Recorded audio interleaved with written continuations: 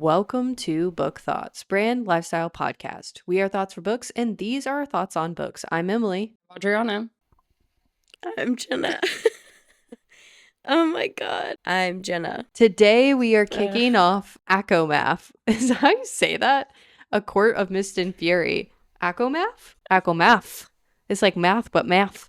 With chapters 1 through 9. It makes me think of LMFAO. Yeah. Like every time I read it, that's what goes in my head. I don't abbreviate this one as much. I usually say like A Court of Mist and Fury when I'm talking about it as compared to ACOTAR. Like I don't think I ever call it A Court of Thorns and Roses. Today we are kicking off A Court of Mist and Fury with chapters 1 through 9. This is going to be a rough episode, folks, so just buckle up. Before we jump in, we do have a content warning. Today's podcast is rated mature. We are book thoughts after all, so we are going to be using adult language, talking about adult topics, so please pay attention to who may be listening near you. Additionally, this episode will include spoilers for all 5 books. Each episode we will focus on specific chapters, but our conversation will include the entire series. Lastly, I'm just going to apologize ahead of time. Maybe we, but definitely Emily and Jenna will at least mispronounce a name or place. For today's episode, we will have Jenna stripping it down. Strip it down, girl. Strip it down, girl. And just so that everyone knows that's listening, all 3 of us are sick. I think Jenna and Adriana have more of like the head flu symptoms, like a cold. And then I got the stomach bug. So we are going to push through this first episode because we couldn't wait for it. We're excited. So just bear with us on this episode. I'm sorry, but this is what I sound like. All right, we're going to start in chapter 1. We join Feyre in a nightmare. She's stabbing innocent Fae with an ash dagger, and the next one is her in Fae form. She wakes up, sprints to the toilet, and spends a long time there puking her guts up. Emily, do you know anything about that? At the reality of what her nightmares are portraying. Alice has removed all valuables from Feyre's room because her time spent adjusting to her new life of Fae powers and strength has come with a clumsy cost. Suspiciously, these 3 months have come and gone without a certain High Lord cashing in on their bargain. Returning to bed, Feyre looks at the Fae man she wrecked her human heart for, wishing it'd been changed along with her physical body. Looking at Tamlin, she thinks about how he never wakes with her for her nightmares, and how when she tried to comfort him during his, he shrugged her off and took his beast form to lay at the end of the bed. Their unspoken agreement to not acknowledge how their time under the mountain has ruined them, and thus not letting Amarantha win. I don't even have a question at first. I'm just like, trauma is a fucking bitch. She's really going through that PTSD. Also, yeah, and so is Tamlin. I mean, it's obvious he's suffering right along with her, but neither one of them are doing it together. No. They're doing it completely separately. No, Tamlin is like a little kitty cat at the end of the bed when he goes through his trauma. And what a crazy time to not use watery bowels. Like, how wild is that? Like, she has the first opening scene about throwing up and she doesn't give us a watery bowels. I feel like I need it. I feel like I deserve it. Excuse me, ma'am. I'm going to need you. If she's reliving this, there's got to be watery bowels involved. Exactly. I just want to point out, maybe is Amarantha truly not winning if we're both suffering all of this trauma on our own and we're so miserable as people and we feel like we don't deserve anything? Is that not giving Amarantha back the power? She's winning. The score is up. It's 2-1, but she will not win. We will not let her triumph. This game will not end with her winning. I'd like to say that your voice, I feel like you're worried about it sounding bad, but isn't it like every girl's dream to have that like raspy voice? Like when you're sick, you're like, I sound so cool. Or at least when you were like a kid or a teenager, you're like, oh, the girls that have that raspy voice, that's just so cool. I feel like Phoebe on Friends. I'm going to start licking everybody's soup cups trying to get sick again when it's over. Is that what she does? Yeah, because she like plays the guitar at the coffee bar and she sings her like smelly cat songs. Yeah. And she thinks she sounds so sexy when she sings with her cold, and then she gets better and Monica gets it, and she like starts licking the rim of Monica's cups trying to get sick. I just think the biggest highlight for that opening scene was her trauma, was her still living through those nightmares, and we're going to continue to see that play a role with what she's dealing with and what they're all dealing with, in a sense, because it was horrific, and they spent 50 years, almost 50 years, under her terror. So I feel like this is just going to play a massive role in King Hybern's coming in and kind of seeing what all he can find as destruction and just use it to his advantage. And on top of them going through like seeing their trauma and stuff, you already see the doubt that Feyre has that Rhysand truly is the enemy. Because she talks about even if he hadn't been exactly an enemy. So she's already like, was he an enemy? Was he not? That last experience I had with him didn't seem very enemy-like. Chapter 2. Feyre and Tamlin are having a little spat about allowing her to go into the village to help repair things. And shing shalabing! The sunlight catches a pretty emerald ring on Feyre's finger. The Beauty and the Beast are engaged? Who saw that coming? It doesn't seem to be the fairy tale our Beauty was expecting, though. With her nights spent at the side of a politically posturing High Lord, instead of them being spent wooed in starlight pools. She didn't even mention her birthday that fell on the winter solstice. It was already the longest night of the year, and to receive more gifts seemed frivolous. Winter and Daycourt claim this as their holiest of holidays, talking about the winter solstice. There are two main celebrations, one at night to celebrate the old sun's death, and then the next at dawn to celebrate its rebirth. There's only 2 weeks until the wedding, now that they've been engaged for 2 months. Feyre continues to beg to leave the manor. Tamlin continues to deny her the freedom of leaving, claiming it's so unsafe to be out and about. Even with her new Fey abilities, he denies her. She beams a fake smile and accepts his refusal with a muttered "I love you" in response to his whispered one. Tamlin still claims the area is unsafe, using the fact that Lucien just killed 5 Naga last night as an example, something he conveniently kept from Feyre. Introducing Ianthe, someone who Feyre is happy to let choose everything to do with the upcoming wedding, even her current wardrobe. Ianthe, a high priestess, with a long hooded flowing gown and silver and blue gem-encrusted jewelry, with golden hair, teal eyes, and a silk and soothing voice, with so much sway over Tamlin that she's influencing him not to teach Feyre how to fight.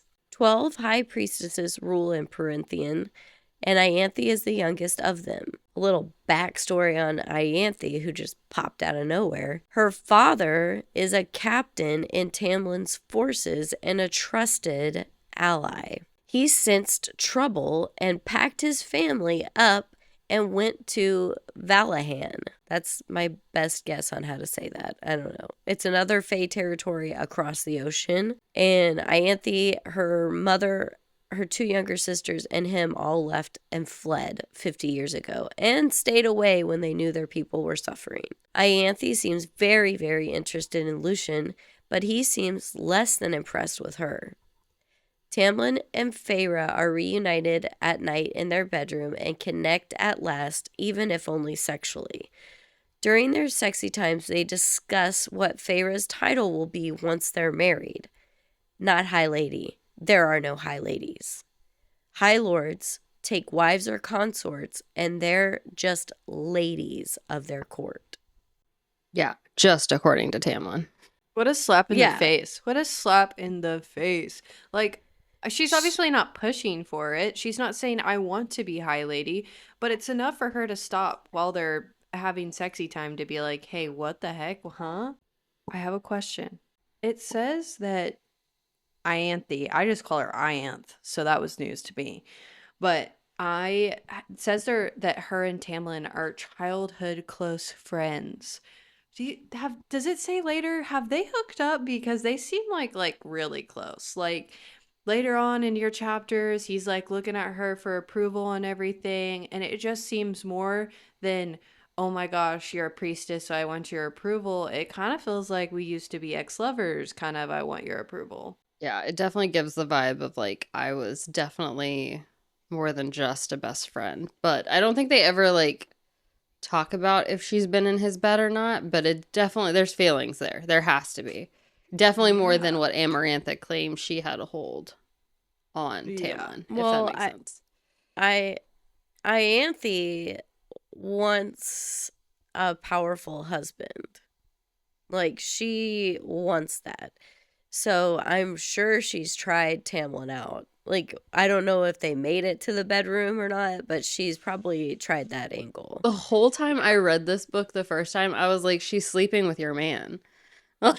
Yeah. I was like, she's telling you, oh, you should just go to bed the night before the ceremony so I can have one last night with him before he's officially tied to you. But like at the same time, my claws will always be there. It's such suspicious behavior. And then her and her family haven't been here for 50 years because her father caught wind. That's suspicious. It's all very suspicious. Was she the one talking to the whatever it's called when we Feyre was listening in the hallway under the mountain? Oh yeah, I don't know. The ACOTAR. Yeah, I definitely was like, flag on the play for them catching wind of something before the High Lords knew anything, and then they took the fuck off without warning anyone. Yeah, this is their land. These are their people. And they're supposed to be like such a trusted ally to Tamlin. They don't warn him at all. Like, this bitch is coming for you specifically. They just hightail it. Makes me think that like crazy. Amarantha and her obviously knew each other too, because they both besties. It's just wild though that Tamlin's like, oh yeah, come back, come be on our land, come take over, come let my wife get pushed into the background and you be the face of the spring court. Why is that what we're doing? I just want to know why Tamlin is also so insistent that there's no high ladies when, like, literally the last book, pretty much everyone was calling Amarantha a high lady. Yeah. Maybe that's why he's, like, scared to even voice that as a possibility. Or maybe because no one in his family line has ever been, and it's always been ruled over versus, like, with Rhys's side, he can go into the background of, like, yes, we've had high ladies, and I'm not afraid to tell you about them. Yeah, I guess it's hard to break tradition. Like, I can understand that point of view from it, him being like, traditionally for hundreds and hundreds of years, this is just not how it worked. But the way she phrases it and like the hurt in her voice that I sense is there, he had to sense is there. So yeah, that's a really good point. It goes back and forth, like how he treats her though, as far as like he still sees her as mortal, so he doesn't want to let her in on their traditional like knowledge, but he expects her to uphold tradition when it's beneficial to him. I'm not sure that I don't know. I feel like he was thinking Feyre was scared to be High Lady, and so he was trying to be reassuring that she wasn't going to be. That wasn't good. Like, it comes off bad, right? But I don't really think that at that point that was his intent. I don't think that in that moment he was trying to put her down, like, you're just a woman, like, you can't be blah, blah, blah. I do think he was trying to be reassuring right then. Yeah. I mean, that's fair. She's like, I don't want to be in charge of anything. Like, I don't want to be in charge of my wedding. So I could see him being panicky, like, don't freak out, don't run away. You're not going to be High Lady. You'll have no responsibility. But is that what he's also doing about her potentially having any powers? Like, because she's going through so many changes and they still question that. I know we haven't gotten necessarily to that chapter, but that's something I want us to kind of like think about that. Yeah, we can't do that yet. We can't go there yet. Dude. Right now we're defending Tamlin, okay? We can't get on the hate Tamlin train. I don't know about that. I don't know if it's a full defend for me. I'll play devil's advocate, but that's about it. And I still think he's in the wrong. Even if he doesn't know what he's doing is harmful, I still think it's still wrong. Well, something that I want to just talk about from this chapter I know not everybody, my understanding is that not everybody has a mate, but two people can still fall in love, get married, have babies, etc. But there are mates out there. If I was in this world, I would never, ever, ever get married because unless I 100% found my mate, because the risk of getting married and then finding your mate is too high for me. Like, because she's like, there was no mating bond between us yet. So she's still holding on to that hope. She doesn't know what that's going to feel like when that bond like snaps in. So she's just like, something else has got to give, right? And I just think, as me personally, if I was in ever a world like this, nope, sorry, I don't care if I'm in love with you. If there's no mating bond, then we can't be together, because I have to like give, if there's a future chance out there that I could even have a mate, it's not worth the risk. Especially as long as you guys live for. Like, it's one thing you can fall in love multiple times in your lifetime, but at the same time, like you said, like, what if there is a chance that your mate is still out there and also waiting for you? Because that's a whole different bargain. If you get married, you're going to end up hurting that person and your mate and yourself all in one go because you didn't wait. But then I go back to Lucian's story and how he was sure the mating bond was going to snap into place. Like, it just hadn't gotten there yet. Then I'm like, do you miss out not going with the person that you truly love because there could be a mating bond? It's kind of like the in Castaway, you know, in that, it's a spoiler alert Wilson, if you haven't seen Castaway. In that movie, he like survives for, I don't know if it's 3 to 5 years or something, and he comes back and his wife has moved on because she thought he died, right? And so she's like, I don't know if he's married or engaged or dating this guy, but she's moved on, and he comes back to a life that isn't there.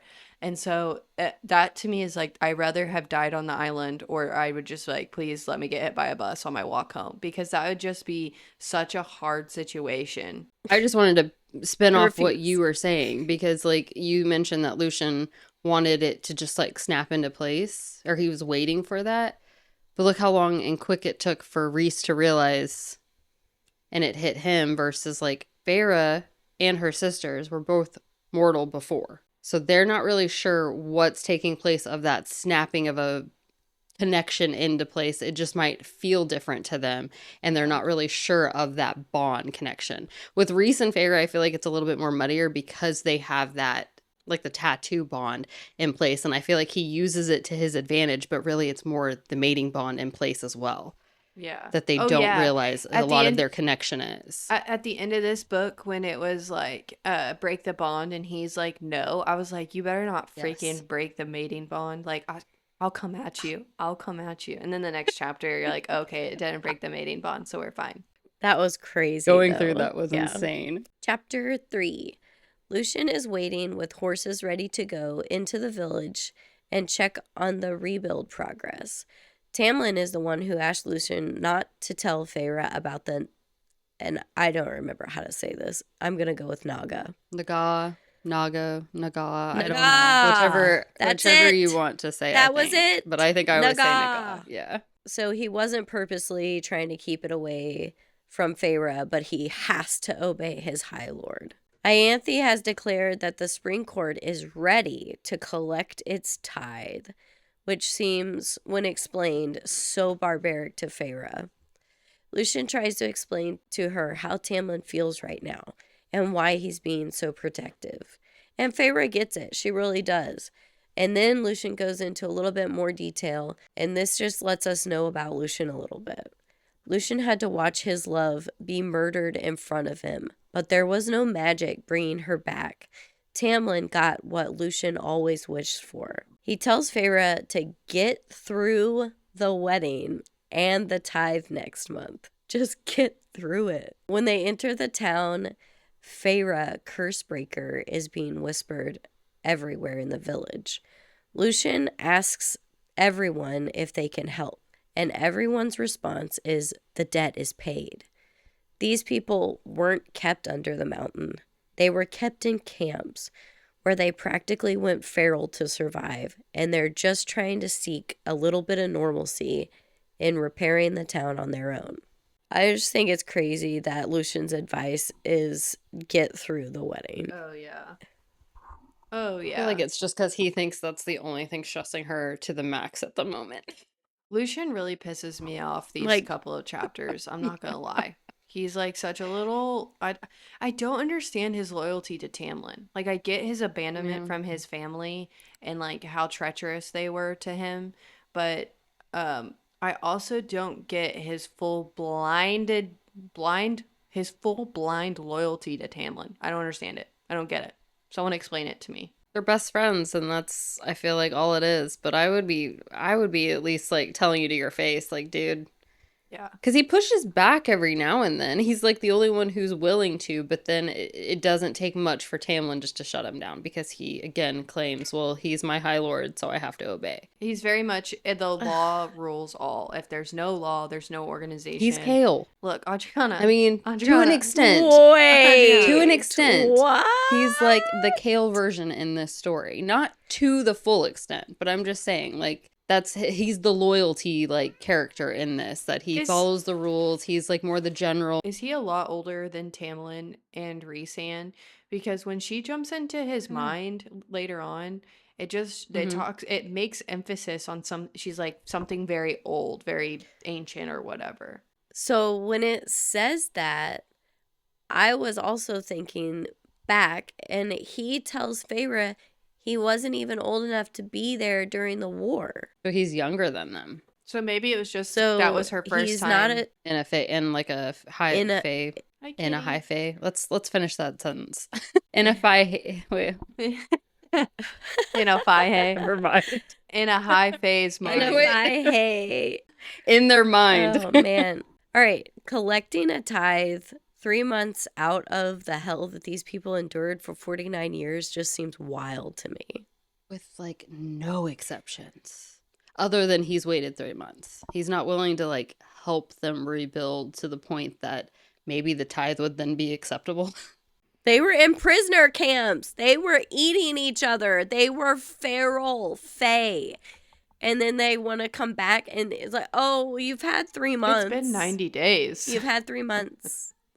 Come on, guys. Let's go. I was just going to say, like, when I picture the tithe for a court, I'm, like, picturing they all have to pay, like, a tax, right? So I'm picturing, they all have to pay 10% of their checks.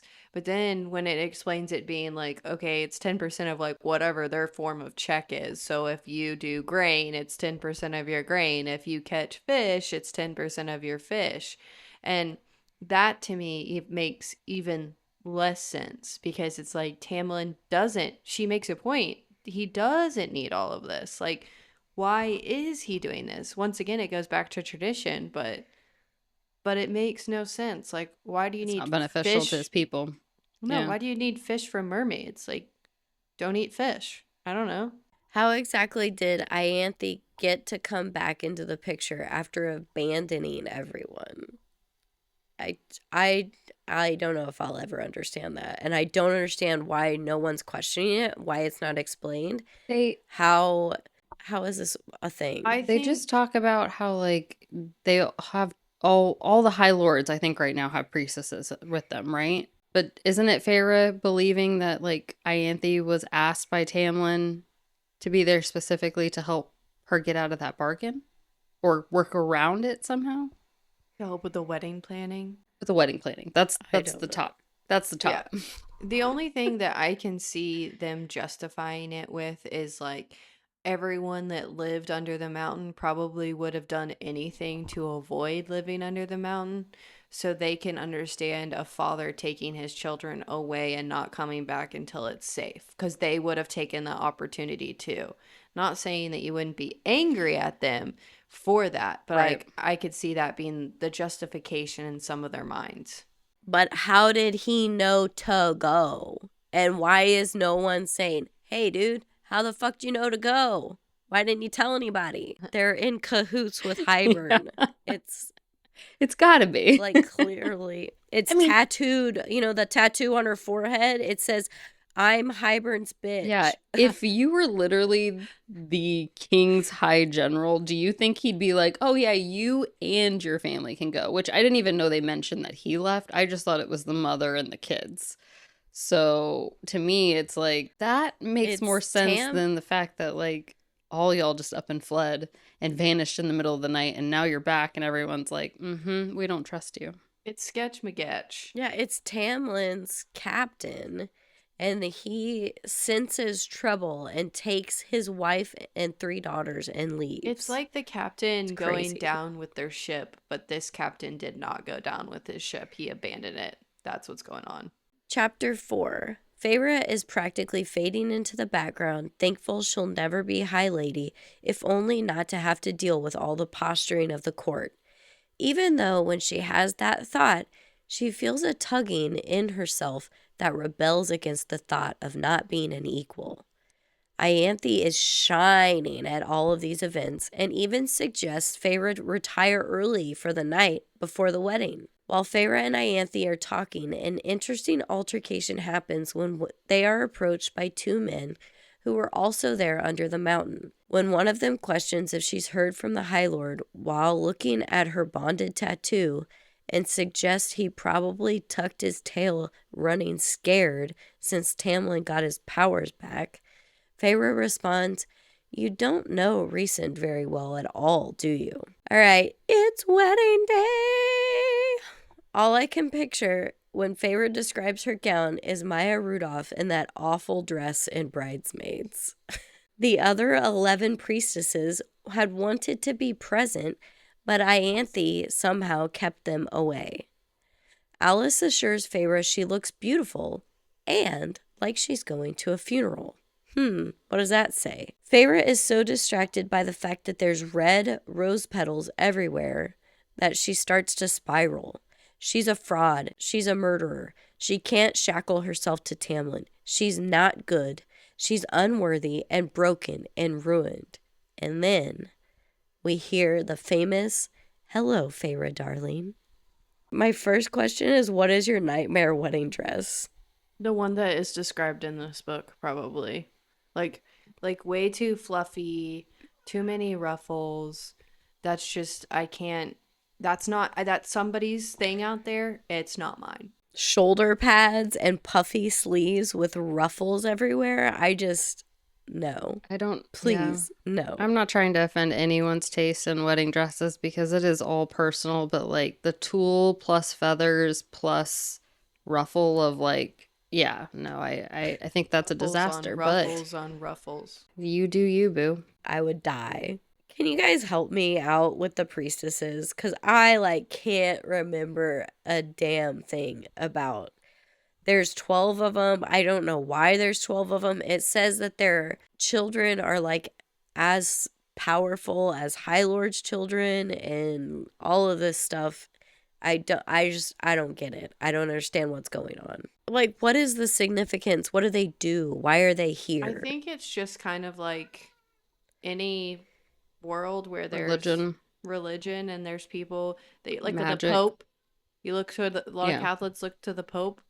That's kind of how I picture the priestesses, is there's someone to help guide the kings and queens to make decisions that are both led by whatever the world's gods are, and that's kind of what the priestesses are here to the High Lords. Okay. Cauldron bless you. And then I know that may Cauldron be with you. I know that temples are being targeted. Are there only 12 temples throughout Prythian that are being targeted, or are there more? I don't think we know that. We don't know. Yeah. I think it's just based on, because at this point, I don't think all the kings are discussing yet what's happening in their lands, but they're starting to realize that there's infiltrations or there might be suspicious activity kind of thing. I don't think anyone knows. No one wants to talk to each other because no one trusts each other because they just spent 49 years under a mountain together. And so nobody's talking to each other. So that's kind of how I see it. I don't know why the priestesses are being targeted, but I guess in a way that's targeting everybody's form of power. So probably that's why. Yeah, it's probably only the priestesses that territories are not liable. What's the word? Loyal? In favor or loyal, to the king. Yeah. Of Hybern. Because I know they're responsible for doing the rituals, and they gain power through the rituals. Does it also, like, give the High Lords power when they do those, and that's why they were banned? I don't know if she's ever got into it. Okay. All right. Your guess is as good as mine. I need you guys to know I'll never spell priestess right. Ever. Priestess. I will never, ever get it. I can't do it. It's a lot of S's. But I see here that you put even more than necessary. There's a lot of red flags in this chapter for Feyre and Tamlin throughout all these chapters, really. But it's when she says, he'd introduced me to them and I'd immediately forgotten their names. I hadn't tried to learn them again. And she's talking about Tamlin's friends.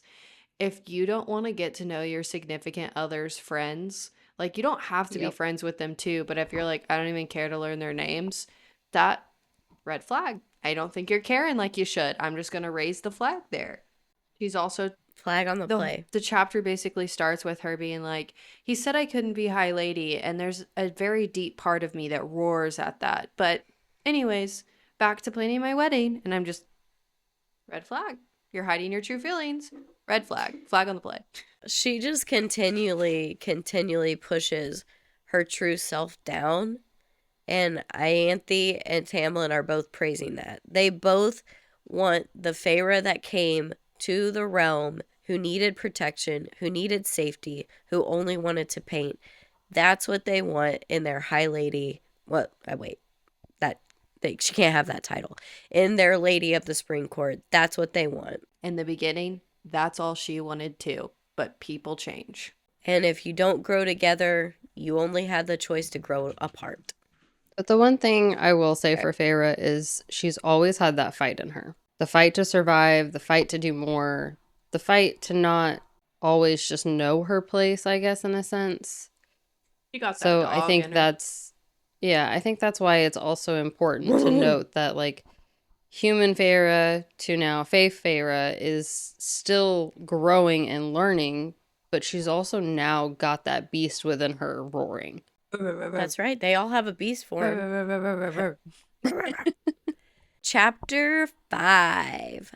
Our favorite Bat Boy sweeps in and steals Feyre away from her wedding day. Ianthe has vanished from the Diaz completely, along with most of the people scattering from where Rhys now stands. Once again, Tamlin stands there and doesn't fight for her, even though she's literally standing there openly asking him to do so. How can you make any threats towards Rhysand for my safety when you're letting me be taken? That's what Feyre's thinking right now. With a promise to return her within a week, Rhys winnows them to the Night Court, and the most beautiful place Feyre has ever seen. Rhys demands a thank you for coming when Feyre called for help, when he gave her a reason to leave without anyone hearing the no uttered out loud that was resounding in her head. Feyre will admit to nothing. He rips her gloves off and tells her to get out of that hideous dress because she looks like the doe-eyed damsel Tamlin and the priestess want her to be. Feyre throws her shoe and hits him in the back of the head with it. He dares her to throw the other one, and she does it. He catches it, and this time dissolves it. They both storm off, tempers flaring. Feyre enters the room he told her was hers and strips herself of her ridiculous attire. And after putting on the first thing she pulls out, cuddles up in her piles of fluffy, silky blankets and lets herself cry. Guys, let me prepare to try and pronounce these names. Nuala and Caradwyn, the twin handmaidens from under the mountain, are there in the morning to get Feyre ready for breakfast. While bathing, Feyre feels a tug that called her to go somewhere the day Rhysand left under the mountain. Feyre learns that the Night Court is one of 3 solar courts. They adhere to the laws of nature. All the courts are linked to the High Lord's magic. The seasonal courts, like spring or autumn, always stay in those seasons, but the solar courts are more like symbolic. Feyre allows her curiosity to get the best of her and asks how the bond works. After Rhys mentions she's lost weight, he explains that she blasts strong emotions down it unknowingly and sometimes shields unknowingly as well. But the only times he looks into her mind on his own is when he can't tell if the threats she's facing are from nightmares or if they're real. He gives her a task for the week, and it's to learn to read. I was just going to say, with Rhys explaining the courts, I think what he was trying to say is that he's part of the solar courts. So that's, that's your dawn, that's your night, that's your dusk. And those revolve around like planets, like the solar system. Like what goes around the sun comes back around. Whereas the seasonal, they just stay within their season because that is their power for those high fae. Versus like Rhys, he can control things within his court, but he still maintains that biological time, basically. Not biological time, that's not the right word. That makes sense. I wasn't sure if like it was explained enough, and when I reread it, I was like, maybe I should highlight that. Yeah, no, I didn't get it at all. I was very confused. I think they have more power too. The solar courts, as we're calling them. Yeah, I would just assume that they have some degree of a little bit more power when it comes to the seasonal courts. Is there and I think their territories might be bigger. I don't have my book in front of me, and my Kindle's lost in my room. It just says the Night Court territory was enormous, bigger than any other. So it's definitely bigger.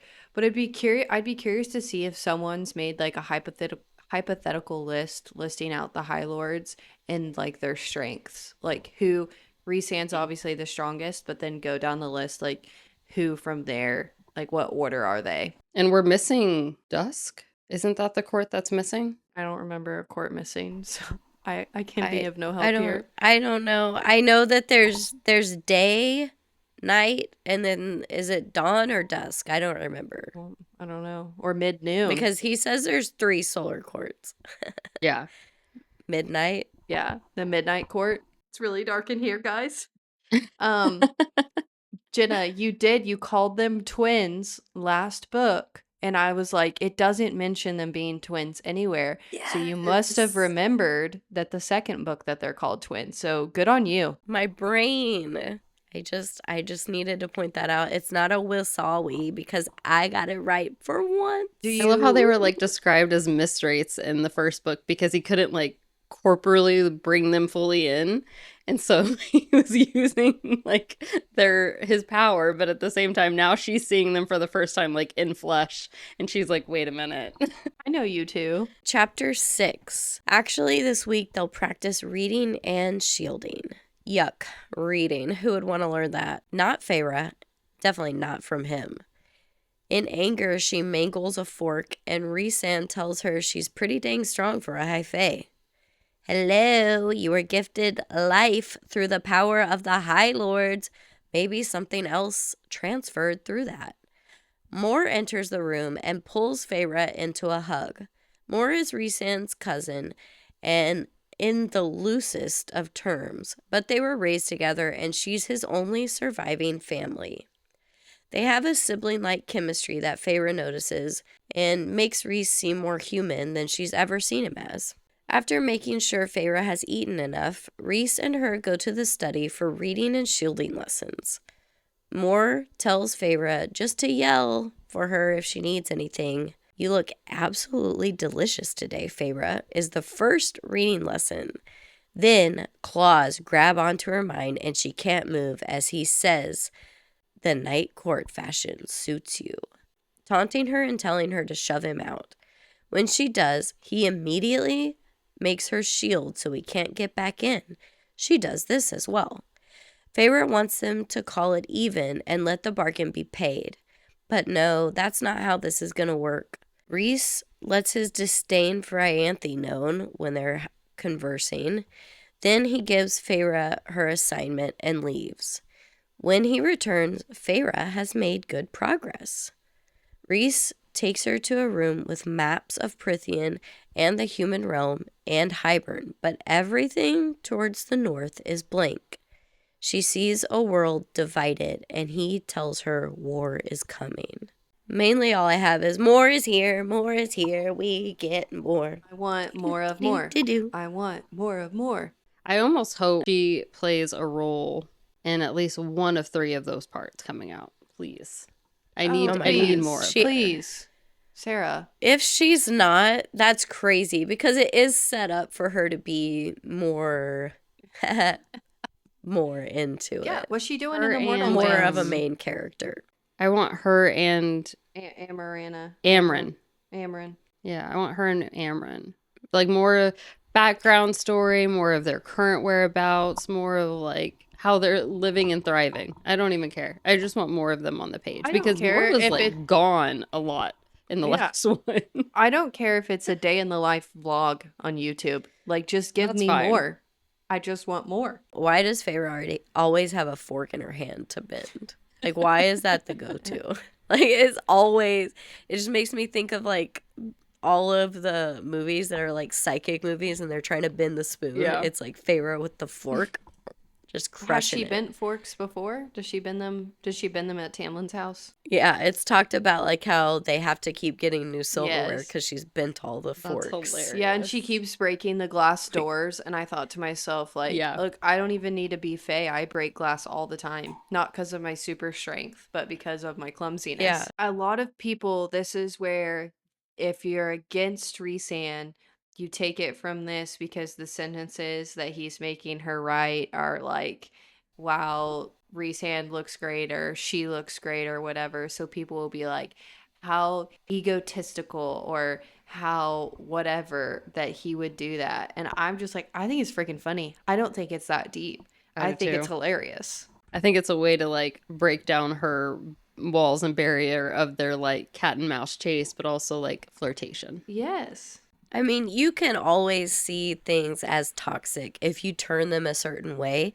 But if it's between the two people and they're having a good time doing it, then it's not toxic. He knows. You can twist things. So do you think Feyre's having a good time doing it in this scenario? Or do you think this is toxic? She's feisty. He knows. I think that Feyre's having a good time because in like one more chapter, he steps off the balcony and she says her heart literally stops. She's been with this man 4 days when this happens or something like that.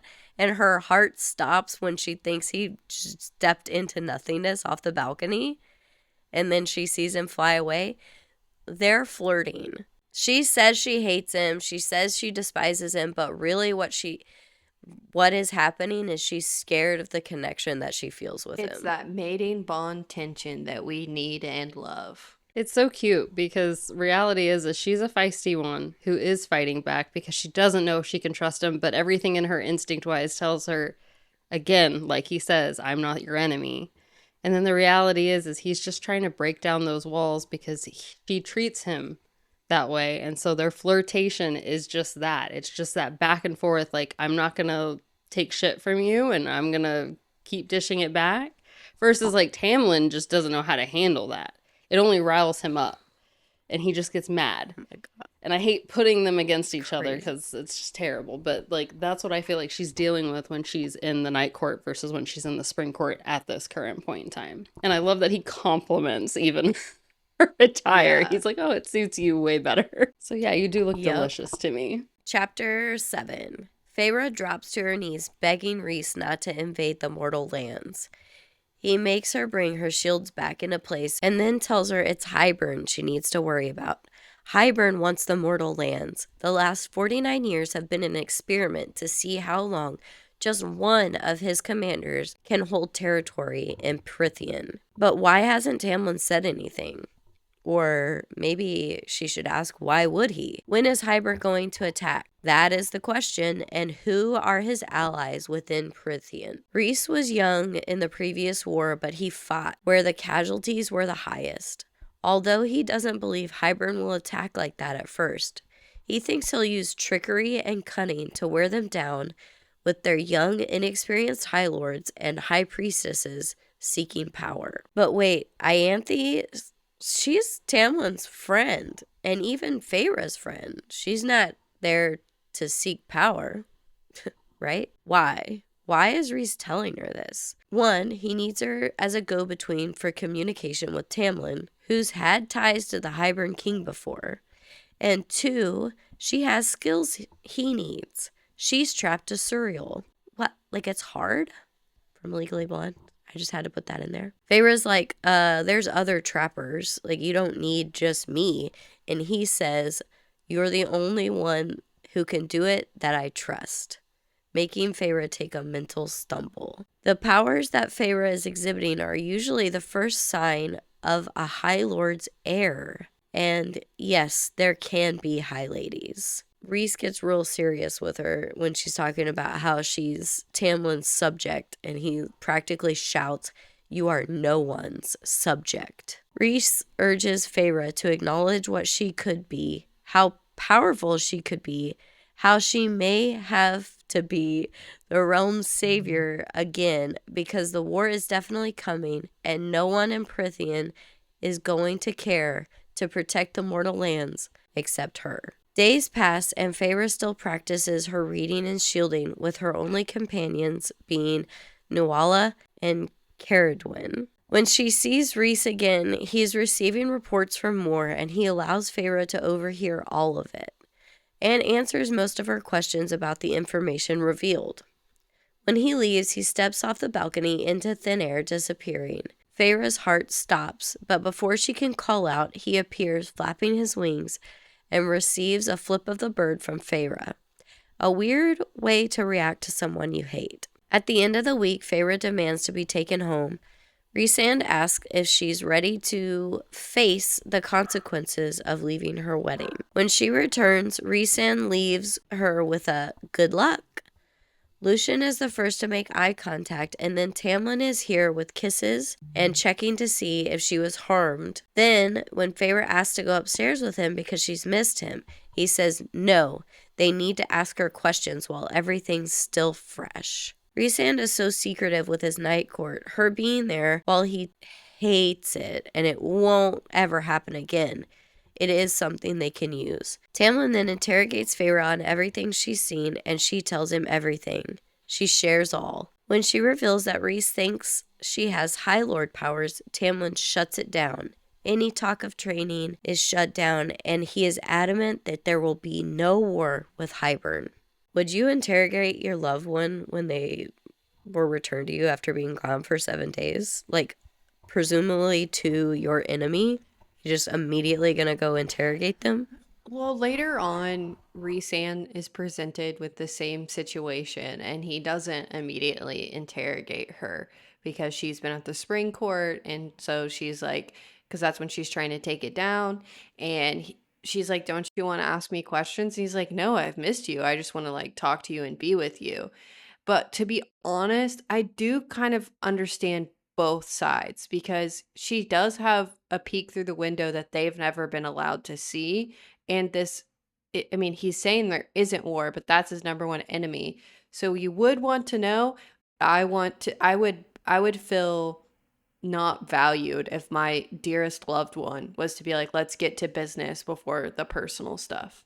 So I wouldn't want that, but I can kind of see it too. It's like she says, it's wishful thinking for him to just ignore the threat of Hybern. But at the same time, like you said, he does want to make sure she's okay. And that because Rhys is known to be scrambling people's minds or not letting them remember things, if she has anything, that is his only chance to get it out of her. Yeah. But I feel like that would be so hard to not feel like I'm wanted or missed outside of I'm just your spy. My heart would be broken a little, for sure. It's just, I just feel like it's crazy. I also think that the situations are a little bit different, where she leaves on her own accord from Rhys to go to Tamlin, and like that's her plan. She's executing what she wants when she leaves Rhys to go to Tamlin in the Spring Court. And when she returns, he doesn't ask questions, but I mean, she went to do what she wanted to do. Tamlin has had her stolen away on his wedding night and then been gone, or wedding day. They didn't complete the ceremony. Then she's been gone 7 days. If anything, I'd be like, okay, we're getting you back in that hideous fucking dress and we're completing this ceremony. Like, yeah, let's do this. Like, why is it just never, they don't have a conversation? She doesn't say, I actually needed to leave right then. I wasn't going to say yes. Like, they never talk about it. I wish she would have come back and pushed Tamlin so much more for knowledge, but she still didn't quite have the dog back in her yet for that fight, because she doesn't push him, and you can tell she's hurt when she's asked Tamlin, like, did you suspect I have power? And Lucien kind of like bashfully, looks to the side, and she knows that him and Tamlin both did, but he still doesn't want to train that power. He still wants to lock her away in the castle. I just have one more thing. Go. I was just going to say, maybe the reason why Tamlin needs to tithe is because anytime he gets angry, he trashes his home. So, like, maybe that's why he needs the tithe, because, like, that's how he always reacts. Like, it says that he trashed half the house. He trashes the house time he gets angry. Also, I would like to point out that his claws come out while she is talking to him about this. Like, his anger is slipping a little bit. We already know he has anger issues. And I just want to go back to that his claws never slipped out when he was with Amarantha. And that's all. Such a, like, wake-up call for her to realize that when he says you don't have to learn how to train, you don't have to learn how to fight, you just need to be Lady of the Spring Court and dally around and whatever. But, like, she also clearly remembers there was a time where he could not fight for her. It's serious. It's so much like in the first book where he's like, you just need to stay with me in the Spring Court, and then he sends her to human realm without him. Oh yeah. Like, it's him ignoring the future that he knows is coming until he has no power to change it. I also wanted to say, is it not wild that Feyre was able to trap a Suriel and Rhys can't? Like, the most powerful High Lord can't do this, and she did it. That's because the Suriel wanted her to trap him. Well, the Suriel likes Feyre. Yeah. All I can think about is when Rhys sends her into that manor. I can't remember what when we get there, I'll remember it. But, like, when he goes to retrieve the ring, it's just like a frantic, like, are you gonna get out alive? The Weaver, thank you. The Weaver. Oh, it was so good. That's all I could think of too. Like, he's like, if you can do this, then I might send you into that little house that I lost. I've got a few more errands for you. Chapter 8. The tithe is upon us. The Fae of the Spring Court are presenting tithes in front of Tamlin's feet at the Diaz. Feyre finally breaks when a water wraith shows up unable to pay because there are no fish. Tamlin's only reason for taking the tithe is that his father did it this way, and he will do it this way, and someday his son will do it this way. The water wraith is turned away and given the option to pay her tithe in 3 days or double it next month. Feyre strips herself of her jewels and gives them to the wraith.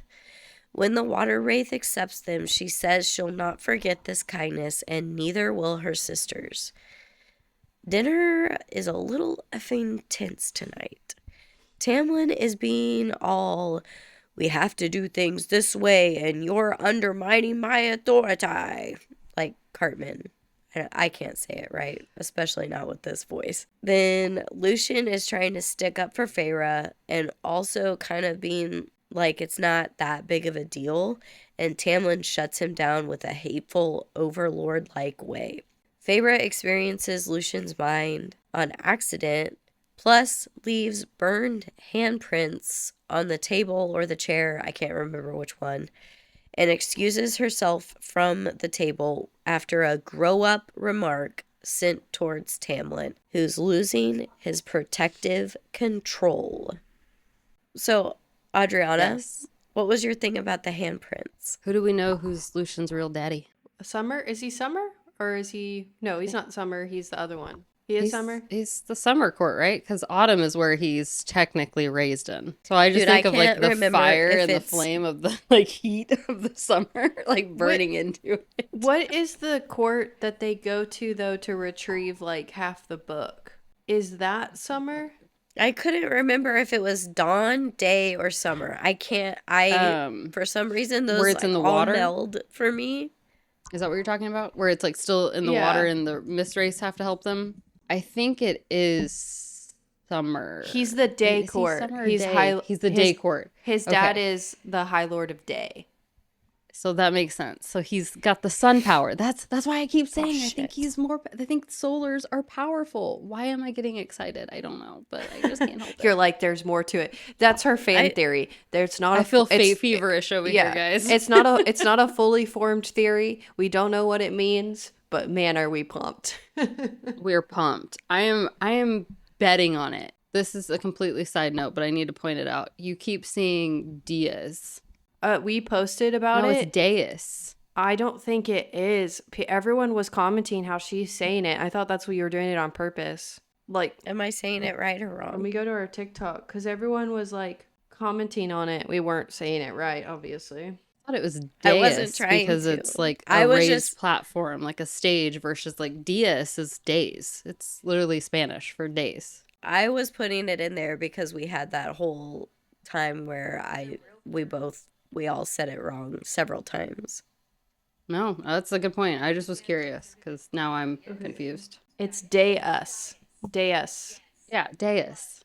I'll never get That's why I keep saying, because I think you write it as Diaz, but it's D. Yeah, she does have a Z. I thought she was just doing that to remind herself that's how she wants to say it. Yeah, you go up to a Deus. How do you spell it? With an S. Deis. Oh my God. I can't. No, I'm quitting. I'm out. Well, that will be our next episode of Where Saw We? Our next segment of Where Saw We? Damn. How can Tamlin sit there and hate his father so much and then only do these tide things because that's what his father did? Like, okay, well then go get human slaves because that's what your father did. Like, what are you doing, dude? It doesn't make any sense. It doesn't. It's frustrating. I don't get it. Why are you still taking tithe? Why? You don't need it. We said it earlier. It makes absolutely no sense other than it's just tradition, but you make a good point. You would have humans in too. You would be torturing people probably as well. It's also like he likes having all the balls. He likes having all of this political posturing going on. He likes being the center of attention. I don't know.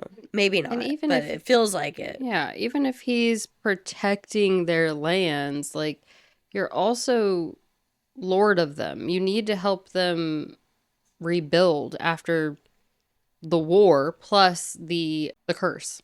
It bothers me that she's like, we should help them. If they don't have fish, we should help them find the fish so that then they could, donate toward the tithe. But then he's like, we don't have time for that. Well, maybe your bride that you're locking in this tower would have time to figure that out while you're out doing whatever you're doing when you go on these trips. Agreed.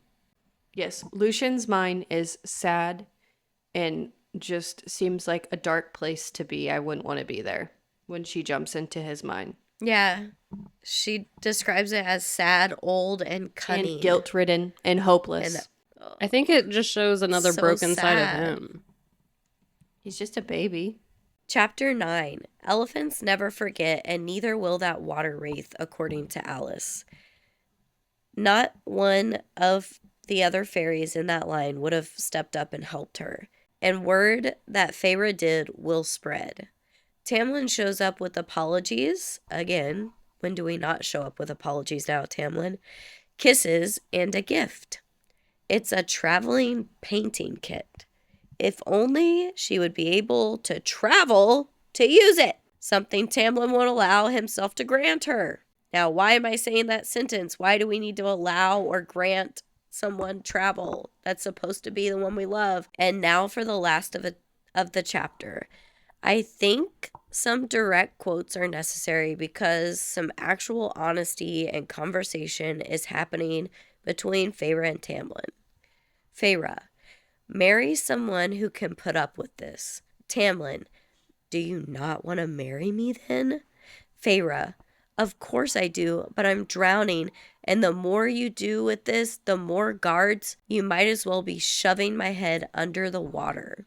Staring into his eyes and the nothingness that becomes them, raw power blasts through the room. And yet another room for HGTV to come in and redo. Demolition done. There's all the tides. All the marketing strategy. We're ready. All the tides collected. Here it goes. This is what it's going towards. Another room. Ready for the revamp. Instead of the therapy he needs. All I had for chapter 9 questions was Tamlin is breaking. Like, we're just watching this man completely break. He isn't getting what he wants. He has this weird vision for how things are supposed to go, how people are supposed to act, and no one's doing what he wants, and he's throwing a fit. It is. I can't understand him being like, I feel like part of his fit here is anger. A lot of it is anger towards himself because he has like the person he cares about the most. And she's saying, I am drowning and you are a weight around my ankle. You are not a wraith trying to swim me to shore. Like, it's crazy that he does not see that. And then she tells him that word for word. And we discover in the next couple of chapters that he backslides a little bit. He does good for like a second, but not good enough for me, but good enough for her, kind of. And then he completely backslides. I mean, ACOMAF. it's... ACOMAF. ACOMAF, ACOWAR, ACOTAR. I do think ACO that trouble. it's... Exactly. It's ACO trouble for sure. He wants this so bad and he just doesn't know how to get it and he doesn't know how to act and he's hurt and he's breaking and he's mad at himself, but he's not taking the right steps. He's not taking the steps he needs to fix them. They're both still alone. He's kind of like an addict who like knows he needs to quit because it's the only way to save his relationship, but doesn't know how to ask for help or where the AA meetings are or what to do. So he's just gonna take the next best step in his eyes, and then that's why he backslides. Because it's not, he doesn't be like, I don't feel like he's ever like, what would you need to feel like you're not drowning? She says one little sentence, and so he's like, okay, the only reason you feel like you're drowning is because I have too many guards. If I take away the guards, you'll no longer feel like you're drowning. When it's so much bigger than that. It's a big take on actions speak louder than words. Because the reality is like communication needs to happen between the two of them. It's what we're seeing right here. But you cannot blow up because you are upset that it's not going your way when somebody is expressing their pain that you may be the cause of. Yeah. You need to own up to your actions. You need to, like you said, ask the questions of how do I make this better, but also take those steps to do that and realize you're in the wrong or to change your behaviors, because if you don't, then you go right back to the same behavioral patterns.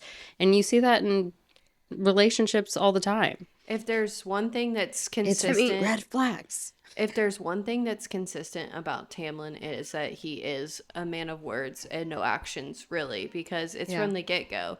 In the throne room with Amarantha, when it comes to the curse that is holding back his people, and then when it comes to the bond that Rhysand and Feyre has, he's like, I'm going to break this for you. But that's just empty promises because no one knows really how to do that. Like the Keen of Highburn has to use a one-time old spell in order to do it. So his chances of ever doing that were slim to none. So it's not great on him. I understand he's struggling too, but this chapter is especially hard for me. Communication. Feyre's doing it, but you have to realize that sometimes communicating how you're hurt is going to hurt the other person. Yeah. Like, that hurt Tamlin, for sure. It hurts to know that you're causing the person that you love, that you're causing them pain. That hurts.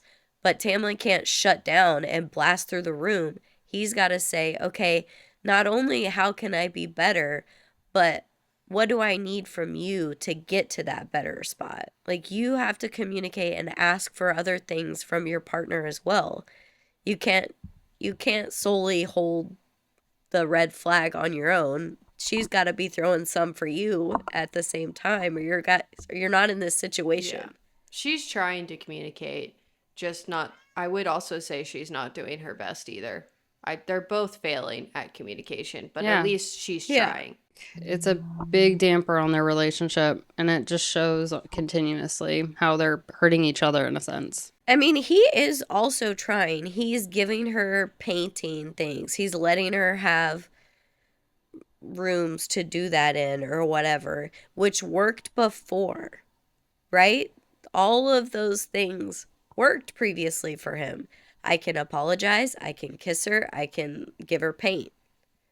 This is my go-to now. I do love that you point out that he got a travel kit and he won't even let her travel. But he's like, it's to go in the fields, to paint in the fields where I can see you and I can watch you and make sure you are safe. She even says, though, do I get to go in those fields, though? And he's like silent. He won't even answer. I don't think that we should do fan theories for the first episode. Plus, we're all sick. And I don't think we have a spotlight. So I think we call this as a W that we were even able to get through the whole episode without one of us dying. Now let's wrap it up. Thank you so much for listening to this week's episode. Next episode, we will be stripping down chapters 10 through 18 of ACOMAF. Tune in every Tuesday on YouTube or wherever you get your podcasts for a new episode of Book Thoughts. And be sure to hit that follow button on all of our socials.